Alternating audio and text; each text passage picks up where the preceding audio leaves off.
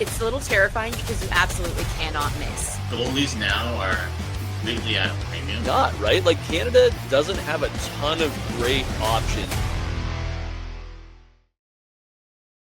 Welcome to the Hockey News Big Show. I'm your host, Katie Gaus, joined by Michael Traikos and Ryan Kennedy.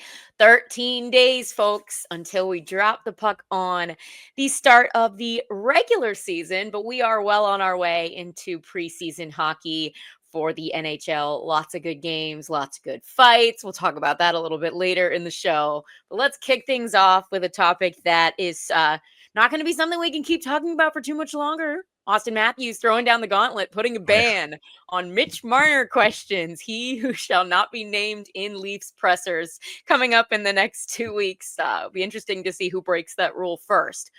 But with Mitch Marner gone, guys, can William Nylander take the next step this season to join the 50 goal scorers list? He's had 40, I think, twice. He had 45 last season. There's going to be a little bit more of a reliance on him without that big power from Mitch in the goal scoring category. We know he's a lot of an assist guy as well, setting things up. But what is this going to look like in terms of Nylander taking that potential next step this season? Michael, what do we think? I think he's more than capable of scoring 50, Katie. And I don't know how Ryan feels about this, but I would put Nylander, maybe not as high as Matthews in the Rocket Richard kind of candidates list, but he definitely should be in a small group that includes, Matthews, Pasternak, Draisaitl, and maybe a few others, maybe even Jack Eichel. But you mentioned 45 goals last year. Now Mitch Marner's not on the team. I don't know if Nylander's necessarily going to play with Matthews, but let's face it, he's going to see a lot of Austin Matthews, especially if the Leafs are down a goal. On the power play, I think he's going to get a lot of looks. Add it all up, and I definitely think this guy, you can pencil him in at least for 40, but I wouldn't be surprised if he gets 50. Ryan, what do we think? I mean, he was in that conversation during points of last season for the Rocket Richard, never quite able to kind of make up that ground, but what do we think? He certainly was, and I agree with Mike. I do think he's very capable of hitting 50, and the power play, I think, is going to be where he could really make some hay. Keep in mind, with Marner gone, PP1 in Toronto is going to look a lot differently, and that's not necessarily a bad thing. I think, at times last year, the Leafs power play was a little predictable. It's like, Marner's going to pass it, Matthew's going to shoot it. So that kind of takes a couple of permutations, out of the realm of possibilities. So now you put in Nylander, who is adept at both. And I mean, he was there before, but with a new look, and I think they were trying. Morgan Riley was back on the point of power play one. There's a little more diversity to the attack on the power play, and again, as Mike noted, whether or not Nylander plays with Austin Matthews, he's still going to have very good line mates either way in that top six, and he'll have the opportunity. And frankly, I think it's going to be, a challenge he can take on where the Leafs will say, look, we have to replace a guy in Mitch Marner who, could get us 100 points in a season. So who's going to step up? And part of it's going to be committee and internal growth. But I think William Nylander is the type of player that enjoys that challenge. We've seen him step up in the playoffs. Why not step up in the regular season now that your team needs you even more so than they did before? Yeah, and there's lots of things going on with every NHL's camp. But in particular, one thing that I kind of want to bring up this now was Joseph Woll obviously having to take that personal leave of absence to attend to a family matter.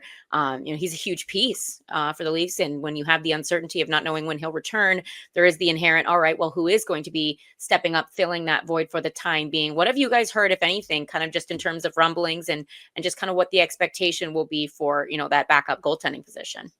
Yeah, we haven't heard a whole lot of news, and they are listing it as personal reasons. And the one thing that Brad Treliving told reporters yesterday was, this isn't related to any kind of substance abuse issues with Joseph Woll. It does seem like it is a family issue. The good news for the Leafs is you do have Anthony Stolarz, and if I was gonna, even with Woll, in the lineup, Stolarz is my number one goalie. He's the guy I want in net for game one of the playoffs, game one of the regular season, and as we saw last year, when Woll was out or not playing well, Stolarz can man the net. And on most teams, he's probably your number one goalie, never Yeah. mind a tandem situation. But this is the advantage of having a tandem. If Stolarz isn't well or not playing well, you can go to Woll and vice versa. So, this isn't a major issue. I think if you didn't have Anthony Stolarz and you're looking at, it was going to be either Woll and Dennis Hildeby or someone like that, then you're going, oh boy, the Leafs are going to start the season without, a legit goalie. But right now, it seems like they can weather this storm. Yeah, I agree. And, because it's a personal matter, you hope it gets resolved in a quick and positive manner, whatever it happens to be. Right. But if Anthony Stolarz has to play the first 5 games of the season, I think everybody's, completely comfortable with that. You have Hildeby as the backup. He probably doesn't even see any action, and that's okay. So you just hope that, Joseph Woll, is in a good place mentally, and that whatever's happening gets dealt with, and then he comes back and he can be that 1B in a tandem that both goaltenders showed last year that they can be the guy, and it's a tremendous strength for the Maple Leafs. And let's not forget, I don't want to be callous, but Stolarz is looking for a new contract right now, and that this is a great opportunity for him to really show that he can be deserving of big time number one money. Absolutely. Yeah. Nothing more important than family. So we hope that whatever is going on with Joseph Woll and his family gets resolved, like you said, Ryan, in a positive way. Let's talk a little bit, though, as we kind of already jump ahead to who's starting game 1 of the regular season. Still some preseason left and lots of players trying to make a splash, trying to make an impact, lots to prove. So, Ryan, name a player who really does have a lot to prove during preseason. Well, I'm looking at Jesper Wallstedt in Minnesota. He has been sort of their goalie of the future since they drafted him, and it hasn't been a straight line up in terms of his development, which is understandable for goaltenders. But now Marc-Andre Fleury is gone. It's Philip Gustafsson's net in Minnesota, but you do need a backup who can give you 25, 30 starts. I mean, that's just how the NHL is these days. So Jesper Wallstedt, he had to play in the minors last year for a bit and try to get his game back. It didn't go fantastic, but sounds like he's pumped for the new season. And, if Minnesota can get Wallstedt on track, they know what Gustafsson can give them as the starter. But, you want Wallstedt to have a winning record when he's in the crease as that backup. And so I think there's a lot of pressure on him to come through. Good pick. I like Easton Cowan in terms of Toronto trying to make that lineup. And it seems like the odds are against him. He's going to have to beat out, not only Nick Robertson, but a couple of veterans probably to earn a spot. And as Ryan mentioned, I think last week, he's not looking at a fourth line role. Last night, the Leafs are playing, and he set up Bobby McMahon on a goal, but Craig Berube was telling reporters that he was impressed with Cowan's physical game. I think he's going to have to do that. He's going to have to show playmaking ability. He's going to have to show that, he's mentally as well as physically strong enough to play in the NHL. And, preseason games are a tough one because, the opposition is not always dressing their number one lineup. So, the odds are kind of stacked against them, but I think the Leafs are really looking at it like if they can get an NHLer out of Easton Cowan, they'd be ecstatic and have to force them to make a trade for, getting Robertson off out of the roster there. So, it's going to be interesting to see how this progresses in the preseason. Yeah, it's very difficult again, and this is why we, make the jokes of like it's just the preseason, right? Because it's a very difficult measuring stick, right? Every given night, one team might be like, "Yeah, we're going to lean heavier into our veterans." The other team might be doing the complete opposite. So to gauge the results of a game is often just kind of a silly thing to do. But you make a good point because with a lot of these players, people are so excited about prospects, they want to see them on the NHL teams for development. But you need to be putting them in the right role, right? You're not going to throw a guy who is definitely ultimately a top 6 player down on a fourth line grind role. That's not going to develop him. That's not going to build confidence. That's not going to enhance his game. So I think fans sometimes get challenged by wanting to see their guys that they like playing with the big club. How are they going to learn if they don't play in the NHL? But at the same time, put them in the A, put them in a role where they play those top minutes. They're getting those power play opportunities because that's how you develop them for what you need them for ultimately in the NHL. All right. Well, as players develop, they have to start taking bigger steps. So name a player who you think could make the jump into the superstar category this season. They've been trending in the right direction, Michael, and this is the year that they just go over the top. Who is it? I'm going Logan Cooley in Utah. And last All year, you could right. say was sort of a big step for him. 25 goals, 65 points. Right now, they've got him slotted playing with JJ Peterka, who Utah grabbed from Buffalo in that trade, as well as Dylan Gunther. Those are two really good wingers that he's going to get a chance to play with. And, if he continues that trajectory, don't be surprised if Logan Cooley ends up, having a huge breakout season. And we're talking about him as, the number one player to come out of that draft, where I think it was, Ryan, correct me if I'm wrong, it was Slavkovsky 1, and who was number 2? I think that was Leo Carlson. Leo Carlson. Okay. So, that draft is really up for grabs in terms of who's going to establish themselves as the cream of the crop there. Well, speaking of Leo Carlson, I think that was a perfect segue. Exactly. Michael's not even looking at the rundown. I'm going with Leo Carlson in Anaheim. And, he's also a center, but a big center. Obviously, Cooley is a smaller center. But, what we know traditionally about bigger centers is that a lot of them take longer to really hit in the NHL. If you think about your LeCavaliers, your Joe Thorntons, players of that ilk, it takes a few years. And I think, Leo Carlson, Byfield. I think Leo Carlson has been very good for Anaheim, but I think we're at the point now entering his 3rd season where we could really see a jump. And, Anaheim has continued to add veterans to that young core. So, what does a Chris Kreider add to that top 6 at this point in his career? And, we know he can still score goals. I think Carlson is in a great position to succeed. And he's had a lot of great experience, right? Like, he was on that Four Nations team for Sweden. So he was hanging out with all those great Swedish vets. Even though that Anaheim team in general is young, he's been around a lot of players that have won before and who can, sort of help him along the way and give him advice. So, he's seen players at the top of their game. And like I said, I think, if he doesn't break out this year, then I'll come back next year and say Leo Carlson again. But I think it's coming. Right. So you get into that. They did such a great job with developing him. You remember that first year? He was basically under load management. Like, they weren't playing him in every single game. And I really think Anaheim could be that breakout team this year, Ryan. Like, I know, I can see it. Win a Stanley Cup, but they could, force themselves at least to playing meaningful hockey down the stretch and, hunting for that wild card spot. And that's the goal, right? Is like, that's the next step for Anaheim, where it's like, play meaningful games in March. Don't just be thinking about next season and like, oh, okay, well, we did all right, but we don't want to be last in the division. It's like, that's not the goal this time. This is like, at least strive for the wild card. And even if you don't get it, like, you want to be within range. Yeah.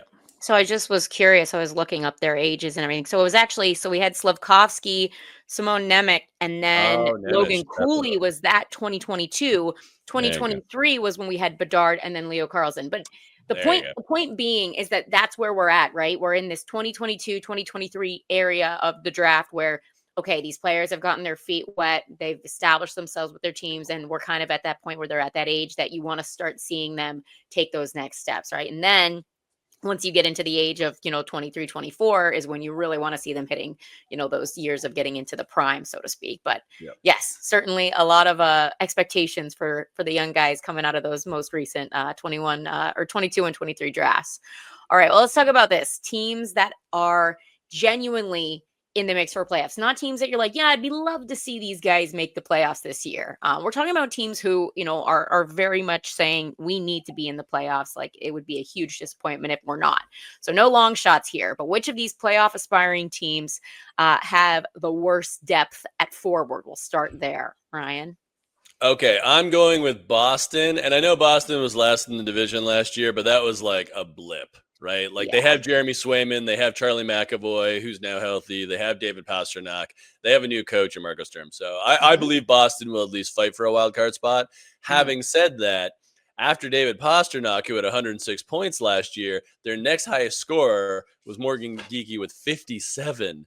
And then after that, it was Brad Marchand with 47, who was He tied with gone. Nate Lindholm, and he's not even there. And he didn't even finish the season with them. So I think in terms of forward depth, the Bruins, that could be their Achilles heel. But I do believe if they have success this year, it's going to be a lot of 2-1, 3-2 games. I think they're going to be relying more on team defense and goaltending and structure under Marco Sturm than they would, being a high-flying team. All right, Michael, what do you got at forward? Yeah, I'm going to go with the Devils. And it just feels like, the Devils are always a Jack Hughes injury away from potentially missing the playoffs or just having their season kind of, go down the tubes. And when you look at it, it's because, their third and fourth lines aren't that impressive. Like they get Connor Brown this year. They've got Evgeny Dadonov, but, you take away Hughes and then Bratt and then Nico Hischier and, we'll see what Timo Meier can do this year. Andre Palat just keeps getting older. I really liked him as a Tampa Bay Lightning. That tends to happen. It's the worst. Yeah, everyone gets old, right?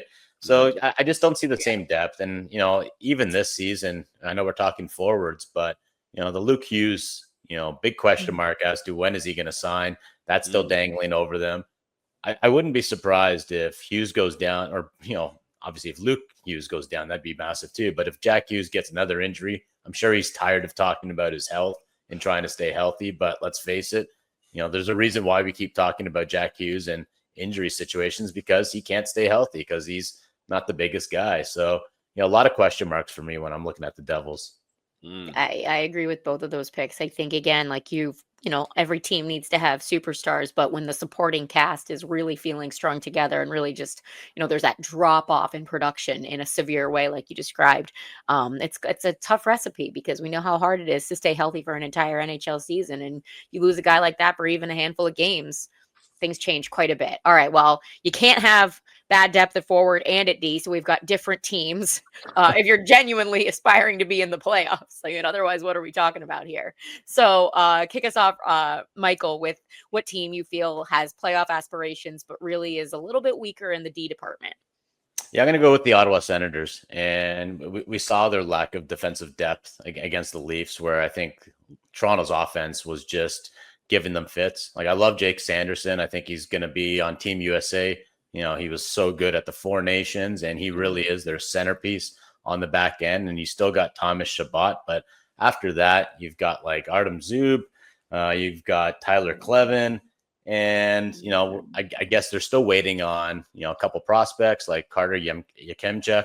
We'll see how far along he is, but not the same sort of defensive depth and not the greatest, I guess, six-man defense when you compare them to all the other teams in not only the Eastern Conference, but, the Atlantic Division where, there's a lot of great offensive teams. So, a lot of pressure is going to be put on Linus Ullmark again this year. Yeah, he's important. No question, Ryan. What are you thinking in terms of D-core that might not be up to snuff?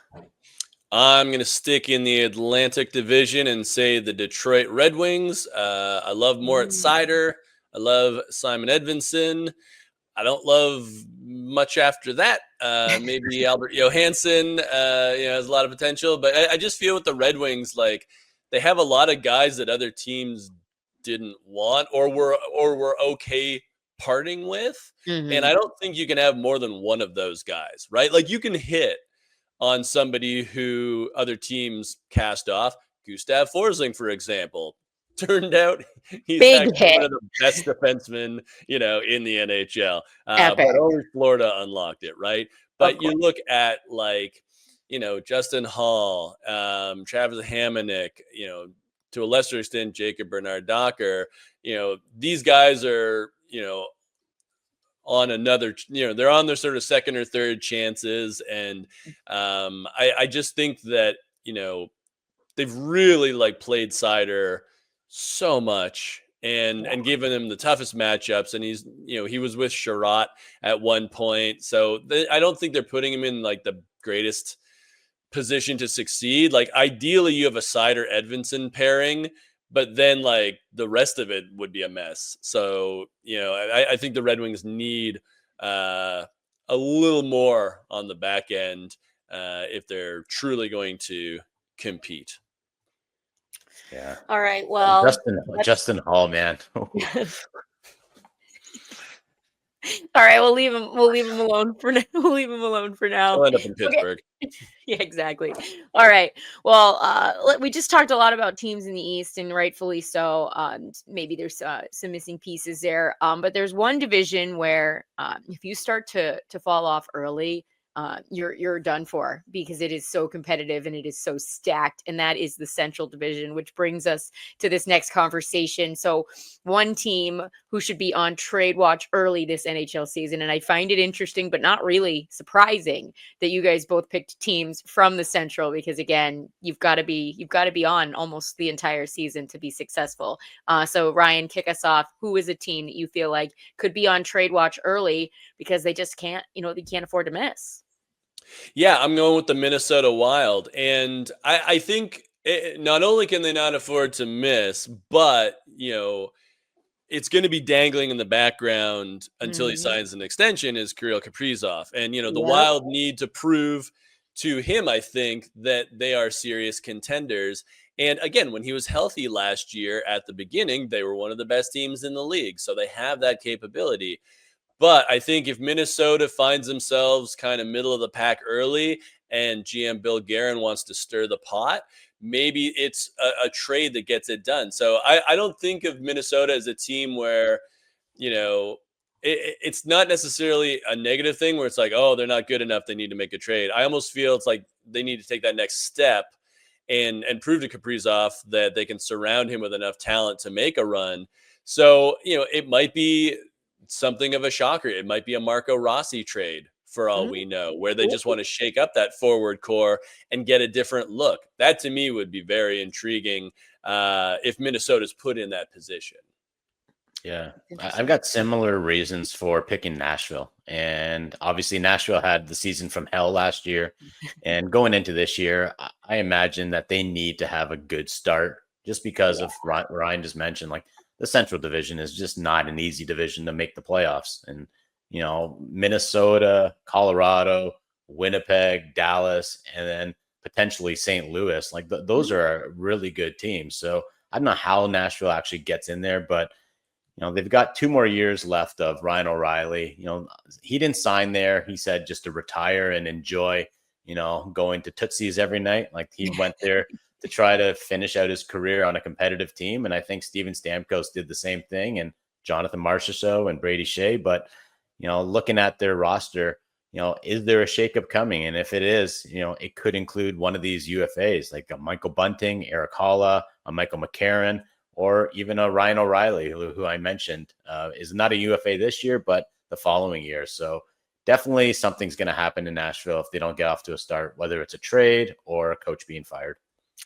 Yeah, I mean, we talked about Andrew Bruno being on the hot seat quite a bit last season, and I think we joked on a show recently that maybe new GM Barry Trotz is, not wanting to do that because it's his first hire, and then he's going to end up behind the bench, as we had said. But certainly with everything that happened last season, and Michael, I like the point that you make about when you have that many high quality superstar type players choosing to go somewhere, it's because they think that they're going to be doing something special. And you're certainly not going to be able to continue this mediocrity for very long with these many guys who, still have valuable career left to play. They want to win still. So there's a lot of pressure down in Nashville, Broadway. They're not just there for the country music and the fun bars. So, all right. Well, how about we talked about teams that obviously want to be back in the playoffs. Nashville certainly would be one of them. Tough to figure out what that path looks like. But which team that needs to get back into the playoffs is really going to need their goaltender to be a big reason why they're able to do it? Who really needs their goalie to step up, Ryan? I'm going with Thatcher Demko in Vancouver. Obviously, injuries have hurt him in the past and hurt the Canucks for that matter. When he did play for them last year, he was fine.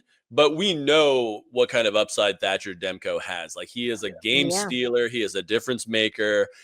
Sounds like he's in a positive headspace right now. His health is good, and I think if the Canucks get that kind of goaltending, then they have a pretty good two-headed monster there, because Kevin Lankinen has proven in the past that he can carry the water for long stretches if necessary. So if you get Demko back to the guy we saw, a few years ago, where we were like, this guy could be winning a Vezina at some point, then I think Vancouver is going to be in a much better spot than they were last year, when kind of everything went wrong and everyone was kind of scrambling. Yeah, even if you could just start with the stability in net, I feel like Totally. the effect of that on the rest of the team would be it would be insurmountable. It would just make such a difference for just kind of the overall. I don't know. The vibes in Vancouver were certainly nothing to be desired last year. So if they can get the good feeling back, um, I think that's probably one of the most important priorities for Adam Foote as his head coaching career kicks off. So, what do you think, Michael? Who's goalie, or is there a new goalie in town? Who needs to be the guy for their team? Well, Katie, Ryan mentioned earlier how bad Detroit's defense is. Even more pressure on John Gibson. Detroit Oh had yeah, the new guy. last year wasn't a good year for Detroit's goaltending. 22nd in the league for save percentage. Now They had like Cam 12 Talbot. different goalies too. Yeah, so now you get John Gibson, who, we kept wondering, is he going to get traded last year? He ended up not getting traded, but finally gets away from Anaheim. This is a chance to kind of resurrect his career, show that he's got, can end his career on a real high note. But, a lot of pressure on him. Like Ryan mentioned, that defense is not going to be a fun team to be playing in front of or behind of. A lot is going to be asked of John Gibson, but if he can, get back to the level he was at, I guess many years ago in Anaheim, then maybe Detroit can sneak into the playoffs, because I really do like Detroit's chances this year. I think they are capable of making that step, but again, a lot is going to depend on how good Gibson is and can he stay healthy. And another situation where, there's just only so much room in that division with so many talented teams, and teams that just sort of show up every season and feel like they're kind of a write-in, like it's an automatic lock, so to speak, which is never the case in the NHL. You're always one injury away from things changing, but it will be difficult for Detroit to get themselves solidly into the mix. So goaltending, no question, would help. All right, well, how about a team that is just one bad start away from blowing it all up? Just, what, let's start from scratch. This just hasn't worked out. Big fire sale. Who, Michael, could be looking at that future? Well, is it a cop out to say Pittsburgh, because it feels like they are a fire sale away, but I'm gonna say Minnesota. I know Ryan kind of touched upon the Wild. I don't think they're gonna blow it up and have a complete fire sale, but we saw what happened in Colorado last year, where, did anyone predict that Mikko Rantanen was going to get traded? And probably not. And was he going to get traded twice? No. Okay. Definitely not.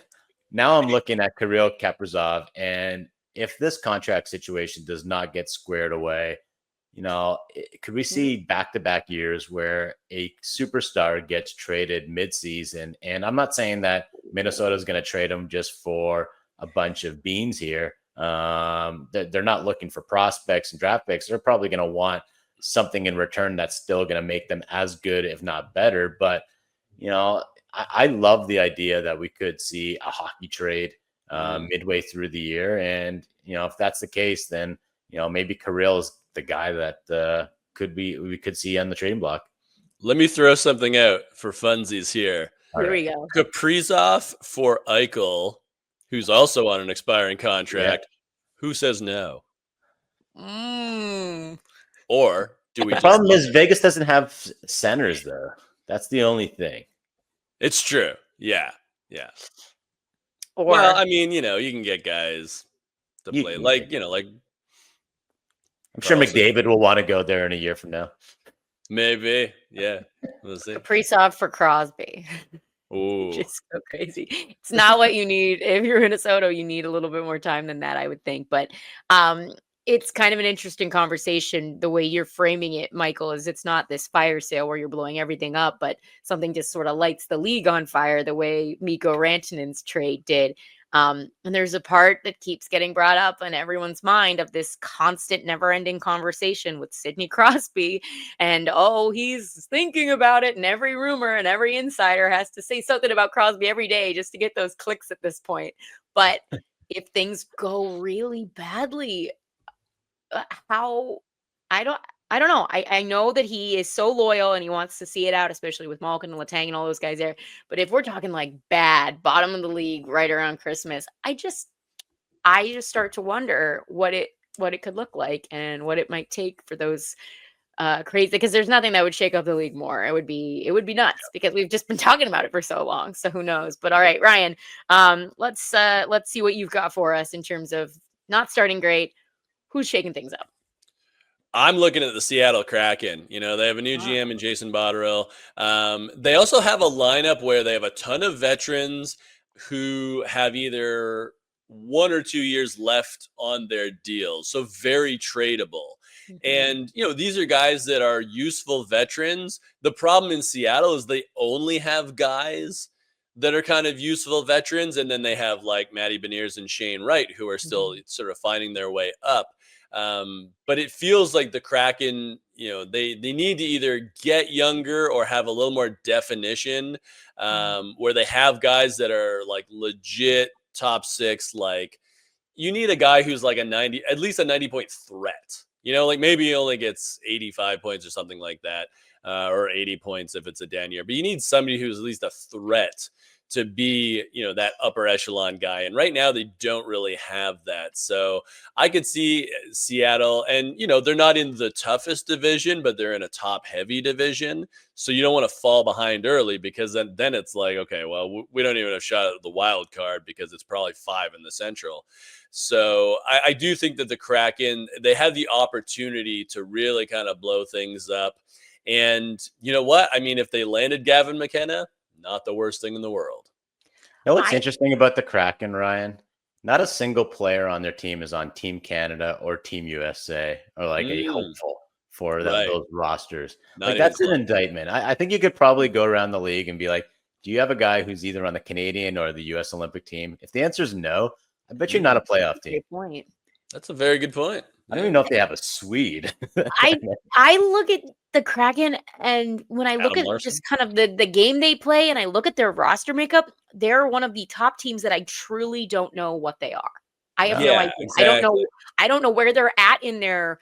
They're not in a rebuild, but I just don't know what's happening there. I really don't know what stage of a team that they're in. Like who are they waiting on in terms of top end prospects? Even right? Like, is there anyone? No, I mean, because they've always been like, okay, right? Yeah. Like other than getting Beniers and Wright, they don't have a prospect right now where it's like, oh, he's going to like, completely change the game. It's not like they have like a Michael Misa, where it's like, oh, that kid had like 100. I mean, I guess like Berkeley Catton would be the closest because he's put up a ton of points in the WHL. But he is a little undersized. He is 5'10", probably 175, maybe 180 pounds. So it's like maybe Berkeley Catton becomes that guy who's like their Logan Cooley. But they don't have a guy that is in that sort of like, top prospect tier. If I was Seattle, I'd be gunning for Gavin McKenna. Like making sure I'm in that mix. Because that's my priority this year. That finally would give them like, okay, we're building around this guy. It's like, I honestly feel like just being in this no man's land of just being okay is worse than being completely bad and just having a direction and knowing that you have assets and building from there. I really don't know what. It's going to be a challenge. It's going to be a challenge because San Jose is quickly turning that corner. And we talked about Anaheim is turning that corner. So even if you have like a Vancouver that might be falling off, if you think they are Chicago, LA, that is, Yeah. You know, that you got two teams in California that are turning the corner. You know, maybe even Calgary. I would actually put them ahead of Seattle in terms of their development. Like I could Oh see yeah, them getting better Mhm. quicker. Zane So Parekh. Yeah. yeah, We'll get it's to a that. real difficult Yeah. road. Like to your point, Katie, it's like I don't know what they are today. I don't know what they're going to be 3 years from now either.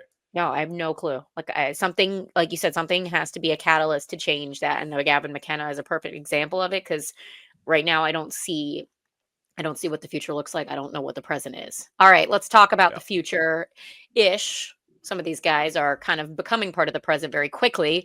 Prospects by division, and we've got quite a few guys that are going to be really exciting to watch for either this year or in the very near future. So I'll read them off. We'll go by forward, D, and goalie, 3 for each division. So in the Atlantic, we've got Ivan Demidov. At forward, you've got Axel Sandin Palika. Hopefully, I'm not completely butchering that at D. And then Jacob Fowler coming in for goalie. The Metro, we've got Ryan Leonard, Matthew Schaefer coming in for his first big year, and then Mikhail Yegorov. And the Central, we've got Anton Frondel, Zeev Buyam, and Michael Harabel. These are obviously forward D goalie. And then Pacific, Michael Misa, Zane Parekh, and Yaroslav Askarov. So there are some great names. We may not see all of these guys this season, or at least not consistently, but certainly a lot of good prospects to break down by division. And there's many more as well. But kick us off, Ryan. Which division has the best prospects? What are you really excited about this year? I'm going to go with the Metro Division because when I look at Leonard, Schaefer, and Yegorov, I could win with those guys, right? Like if they were all on the same team, Oh, you'd yeah. be very excited because Ryan Leonard, he's like the ultimate dog, Mhm. DAWG. Matthew Schaefer, he starts off the preseason by like sprinting down on to break Incredible. a breakaway up, just amazing. And Beautifully. then Yegorov, people probably don't know that much about him. I mean, he's a New Jersey Devils pick. He was in the USHL last year, committed to Boston University, but Mhm. he was playing in Omaha, which is like, it was a disaster. So he went early to BU Yes. and he took the Terriers all the way to the national championship game. They lost to Western Michigan, but I It was mean, excellent. there's no shame in that. They were a bit of a wagon there. So, and then Yegorov comes back to BU this year. I think he's going to have a massive campaign. I think the Terriers are going to be very good, and he's going to be one of the reasons. So, I like my squad. Good squad. It's very good. Yeah, Nikarov also loved watching him because he's got a little personality, a little fun there, which for Yeah. goalies is always one of my favorite things to see. It's good vibes from him with the Terriers. All right, Michael, which prospects are you grabbing up? Well, we could have just said San Jose's prospects and not even included the San Pacific Jose. Division, and I Yeah. would be happy with who I'm going to name here because let's start with Michael Misa, who 62 goals in 65 games in the OHL last year, just insane. Like get him, get ready for him to be challenging for the Rocket Richard in probably 3 to 5 years' time. He's on a team with Will Smith and Macklin Celebrini and Askarov, who very much could be that very like that future next successor to Bobrovsky and Vasilevsky and Shesterkin, just another in the long line of great Russian The goalies. great But Russian goalies. yeah, Mhm. and then in Zane Parekh, Calgary's got like their version of basically Matthew Schaefer.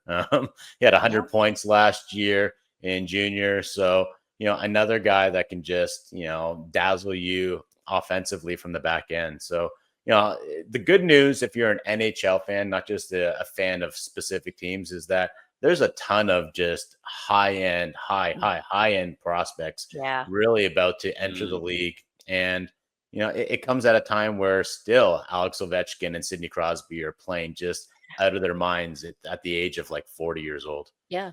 It is. It's so exciting. This next generation, when you put it kind of in that plane of terms, just looking at the best of the best by division in those positions alone, very exciting for where the game is going to go. And they all bring kind of this new energy as well. A little bit less than the old school hockey we've seen before. These guys are a little flashier. They're a little fun. They've got a little more personality. We learn more about them than we maybe did with guys of the past. So lots to be excited about. All right, we're going to run out of time here, so let's dive into our rapid fire. But first, I got to remind everyone the Big Show is presented by Sticks.com. You don't need to break the bank on sticks. You can get a pro-level composite stick without the pro price tag if you check out Sticks.com, Stix.com. All right, we've seen some fireworks in the preseason already.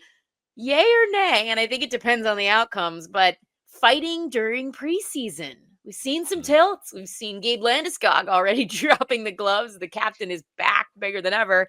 But how do we feel? How do we feel about this, Ryan? You know what? I love fighting, but I'm going to go nay on this because it's like, if that's what you're doing to prove that you deserve a lineup spot, that's not going to cut it anymore, because there's only so much fighting and it tends to be very organic when it does happen. Yeah. I also, when they do like the rookie prospect tournaments, I have seen those games ruined by some undrafted 23-year-old who is like just trying to get a contract, and he fights like 3 times in one game. And it's like, I just want to see people actually play. So for me, it's like fighting is a regular season thing. The preseason, you want to see who can actually help your team for like 15 minutes a game, not 3 minutes a game.